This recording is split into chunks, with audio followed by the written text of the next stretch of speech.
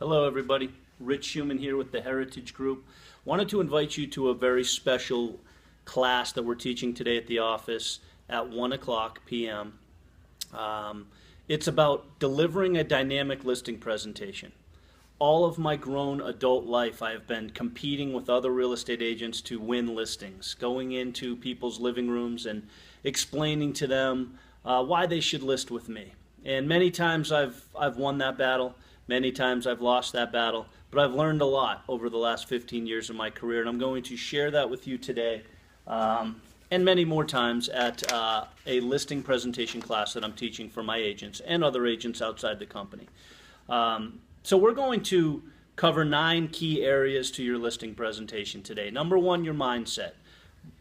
So important, maybe the most important part of your listing presentation is how your mind is actively engaged in what you're doing. Next is preparation. How do you get prepared for a positive listing appointment? Preparation is key, especially if you're a new agent out there. One thing that you cannot make an excuse for is your preparation. You have plenty of time. You should be prepared when you get into the situation. Adapting to any type of circumstances that will arise. Short sales, bank-owned properties, corporate-owned properties, husbands, wives, divorces, transfers, moves, a lot of things that you'll have to adapt to in your listing presentation. We're going to talk about that today. Listening, the skill of listening, how to listen.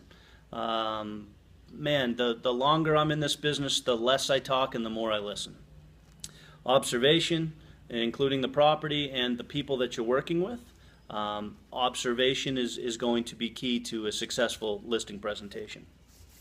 The actual presentation yourself, what do you say, how do you say it, what are the points that you're trying to get across when you do make that presentation. The closing, such as how do we close, how do we get the listing, how do we ask for the business. I tell you, it's a part of the presentation that many agents leave on the table, and that's the inability to ask for the business at the end of the presentation or in the middle of the presentation or at the beginning, whenever the time is right, but closing is very important. I'm not a big fan of hard closing or pressure sales or anything like that, but there is a way to talk kindly to people and get the job done. A lot of times people just need somebody to get the job done. In fact, they want to hire somebody that's willing to ask for the business and get the job done. We'll talk about objections, all the many different objections that you might come across and how to deal with those, and follow up after the listing appointment. You're not going to get them all on the first time.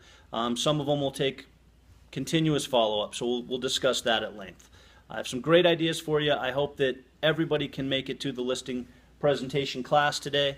I look forward to teaching it and helping you with your career.